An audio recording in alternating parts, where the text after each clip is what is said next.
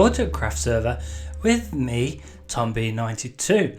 It's been a little while since I've been on the server and there's been exciting things happening in my personal life. I am now a father. My son, was born a week or so ago now at the time of recording, probably a couple when this episode is released.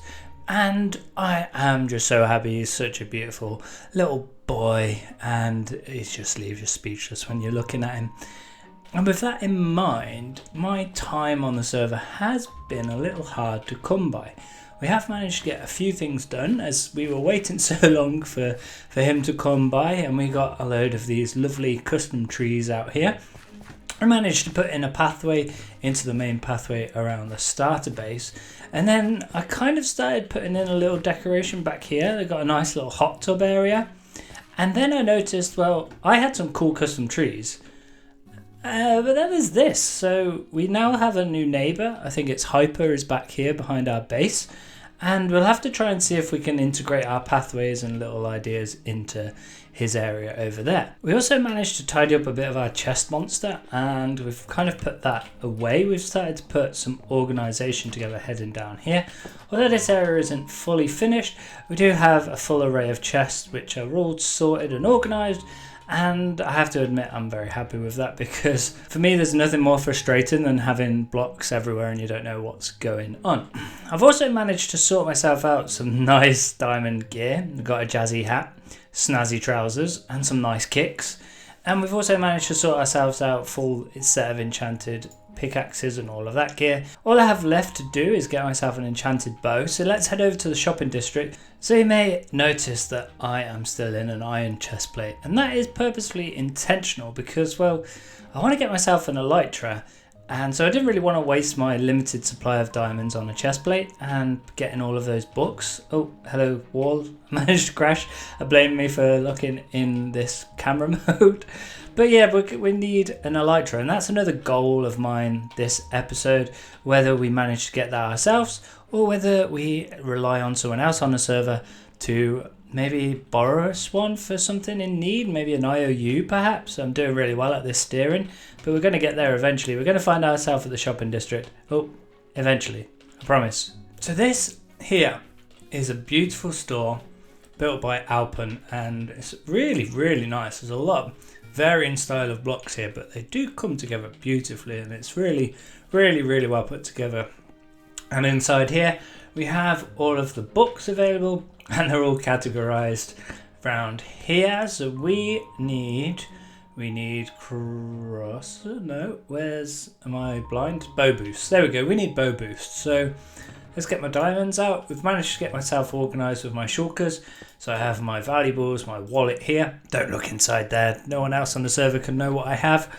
But we do have a fair amount of diamonds, so we do want infinity. What are they? 3 diamonds each. We want a punch 2 book. Don't know why I managed to take it from a random place. Sorry about that, Alpen.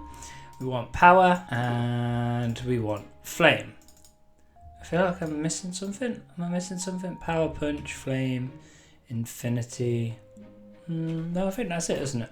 Can't put in. Oh, I need unbreaking. I need an unbreaking book. So that will get me a good fully enchanted bow. Now, I didn't know if there was going to be an anvil here. Perhaps that's something Alpen can maybe look to add to the store, because that would be handy for anyone who buys books. That's a cool little floor design. But I did bring my own, so let's go and get that enchanted. And there we have my fully enchanted bow. Now that's actually come just in time, because I need to head over to the Guild Challenge, Builders Guild Challenge, can't remember the name of it, but it's that lovely building on an island where Rusty wet himself last episode, because we need to actually put our head down. So it's handy that I now have a bow, although I don't have any arrows. Why do my plans get so far and fall so far short? Whilst we have been able to get on the server, I've done a little bit of mining, and we have managed to sort ourselves out a beacon thanks to Crink Shop. And we've also managed to sort ourselves out a beacon base with iron, thanks to, I think it's Old Mannered Miner's iron and slime store. But personally, I'm not really a fan of buying iron. It's something that's really easy to sort out. So I think what I'm gonna do this episode is try and figure out a new iron farm design, one that I've not built before, and try and get that up and running. Now this episode may be a bit bitty, and I hope you can all understand the reasoning why. With a newborn baby, things and time is just so precious with him, and you know, this game, this YouTube stuff, it's just secondary to that. So the structure of this episode may just be here, there and everywhere, but you know, in the near future we'll figure something out and actually get some normality back together.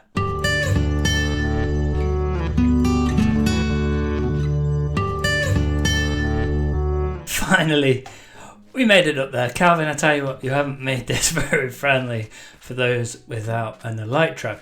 So we did stop by this building in the last episode with our tour with Rusty and Crink.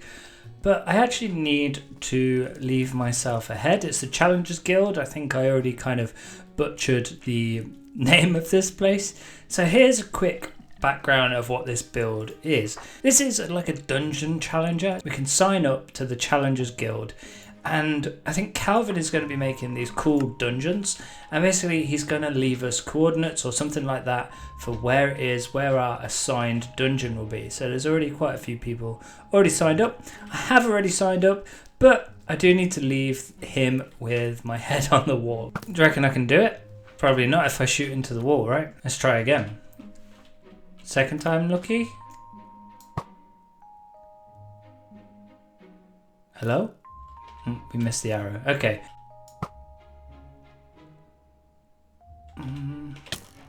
Oh, I hit myself. Here we go. Try again. There we go. Oh, I just realised I didn't set my spawn. I had a whole bed in there and I didn't do it. What a plonker. A long boat ride later, and the Challengers Guild is within distance. There was some shenanigans on Starter Island. There was a tour going on, and while Rusty wanted me to use a birch boat, Professor Sherbet, who's a new member of the server, managed to get me a boat first. There were 5 of them fighting to get me a boat, and now we've got to climb up the mountain again, and hopefully our stuff hasn't despawned. Okay, thankfully all of our stuff is here. You can see there was my orange bed that I was ready to put down and foolishly did not. I think that's everything. I'm missing a pickaxe somewhere. Let's try something else.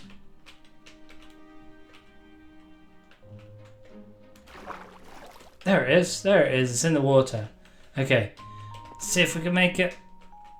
Oh. There we go. Managed to get my pickaxe. Okay. Thankfully we got everything, and I also did get my head, so we can put that up on the board and fully sign in for the Challengers Guild. Head is now on the wall, and I have to say I'm probably the best looking bunch out of all of you. So I'm sure in the future, and not too distant future, we are going to get our dungeon invite from Calvin. In the meantime, let's try and find a new site for what will be our industrial area and get cracking on a new iron farm. It kind of looks like Rusty took my comment about birch boats very personally here, so we're gonna have to try and get him back. Blimey, how many birch boats does he use? Is he trying to cause lag in this area?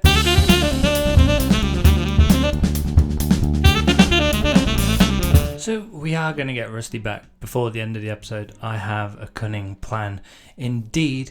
But first, let's try and get this iron farm up and running. This is an area I've earmarked for where my industrial area will be. It's not too bad. It's decently spaced out, not too hilly, etc. I can take some of these down if need be. I'm not going to bore you with the build or trying to get the villagers in because, quite frankly, I hate moving villagers. So let's just get straight to it and get the farm up and running, and we'll see you on the other side. The other side is here. And I have a farm up and running. This is Impulse SV's Iron Farm and Villager Breeder combined. You can see here it's getting interaction here. We've got this villager up at the top here farming these carrots. He'll feed these two. There's 2 additional beds on either side, and they'll just keep pumping out baby villagers for me. And this zombie here is threatening them, and we've got the iron zombie spawning. And then just down here, the baby zombies will go underneath the signs here where the lava blade is, and which is killing the iron golems. and I've already started to get a collection here of villagers, which is great news for early game. I can actually start to put some villager trading together perhaps. Anything else we can use villagers for, and ultimately once we kind of get too many, because there are a lot in there, I've already had to do a bit of a culling because, well, I didn't really have anything set up underneath them, which I do now have, although I've not really tested it. There's a lever on this side which opens up the trapdoor in here, which will drop one down, and I've put a timer against that to dispense a minecart, and we'll see how it goes. I don't know whether it'll work. I've got the button on the side here if we do need to manually dispense a minecart, but hey, we've got something set up and we can get that up and running, and it's been running for quite some time. Let's head on down and see just how much iron we've managed to accumulate. You can see in the surrounding areas I've also been doing a bit of manual farming, which is ironic given it's my industrial area. But we needed to collate some logs so we can actually start to think of what we can do in the future. And bamboo and sugarcane, you know, all the normal manually farmed things. So in here, yeah, we've got a decent collection going on. And we do also get some carrots feed through, which is quite cool, you know, a side product of that. So yeah, it's all set. We have two important things we need to do. We need to get Rusty back. And I have a great idea, and we're going to jump to that in a moment. But also, I need to get an elytra, so I'm going to put a message out into the Discord and see if anyone's willing to sell or trade me an elytra, because quite frankly I hate the end, and on little to no sleep that I'm getting at the moment with the baby, that sounds scary. It sounds terrifying, quite frankly, and I know I will likely lose absolutely everything. So let's see who is kind enough to respond. Well, hello there. I've got your elytra. You have managed to respond to my urgent, well, not an urgent call, but my call for needs in record time. Yeah, I was actually about to close Minecraft and I saw your Discord message. I was like, you know what, I've got one of those. So, did we agree 25 diamonds? We can do 25, yeah. 25, I assumed enchantments were built into that, so 25 is good. There you go. I'm pretty sure every single diamond I have spent has gone to you in one way or another. That's pretty great. Alright, well, hopefully it helps you out. Yeah, thank you very much. Right, well, that's one of the jobs sorted. Kind of in the wrong order that I was hoping to do it, but we now have some wings. Don't have anything to get around with, but I have wings. You notice I didn't get an achievement, and that was because the tour I did to start the server, I was given a pair of wings, but hey ho, there we go, I can now fly. So next thing to do, we need to get Rusty back. So we're here at Rusty's base, and I just need to try and stick a little dispenser clock together, and we're just going to bombard him with boats. You know, he played us with some nice gentle boats, and that's not my game. That is not my game. We're gonna, these shulkers over here are mine, but we need to get some water here. I think that will work. Let's just try putting one in. This should, there we go. Okay, so let's load up these shulkers, and then let's yeah, leave them with a load of boats. The chaos begins. Look, you can already see just how many are there. This is going down, which is good. So this is coming up to 4 shulkers or so of boats. I have plenty of wood on me, so we can add a load more. We'll see how it goes. I mean, I actually didn't record some of the extra places he managed to get me with. Managed to put some boats in my base. They were all upstairs and down in the stairway going to my storage room, and for whatever reason I can't get up there anymore. Okay, let's just take those down. What do we have left? We have just the one shulker left. Let's get that added. It's actually quite useful. There's a spider web over here, guessing for some Halloween decorations. But yeah, you can see them beginning to mount up, and then let's leave them a sign. There we go. I heard you like boats, and yeah, we left him a boat. Just the one boat, Rusty, I promise. Just one boat. So we're gonna have to try and see how that prank plays out. We can always go bigger. We can always go boater. Yep, that's right. The dad jokes are out. And well, in the time that things have been happening over there, I've also been busy over here, as you can see in the background. I have managed to get myself a number of villages set up, and I've started to get all the main ones that I need to start getting some emeralds. You know, these guys can trade iron, and well, I have an iron farm, so that's pretty useful. Over here, I've managed to get myself most of the main books that I'm going to need or will use over the course of the series. And then we've got ourselves a couple of golden carrot guys. Now, these guys need a permanent home, right? So I built them one. They're not going to stay in this wooden area for too much longer. They are going to move over here. And now for anyone who's watched my content before, you will know this build because it's built on my other series in the Hermitcraft world. And this is a villager trading hall that was used by Impulse. You know, it's almost like I'm heavily inspired in this episode by Impulse. But this was built by Impulse in the Hermitcraft series. And this is originally built by Megatronic. And I still got a lot of pieces to put in place. But the structure is here and it's all ready to go. This area here takes a zombie, and that's where kind of all the zombification goes. All the redstone down here and behind the pods are all about the system being able to read which pod is empty. And basically, we won't be able to send 2 of these buttons down whilst one of them is still being zombified and before they make it up and back into their pod. Now, I still have a lot of resources to gather before I can really take advantage of the zombification. And that is purely because of this automatic potion brewer up here. And that's a really cool feature of this villager trading hall. There is normally a detector rail here that I took out just so I can avoid triggering this because my resources are few and far between.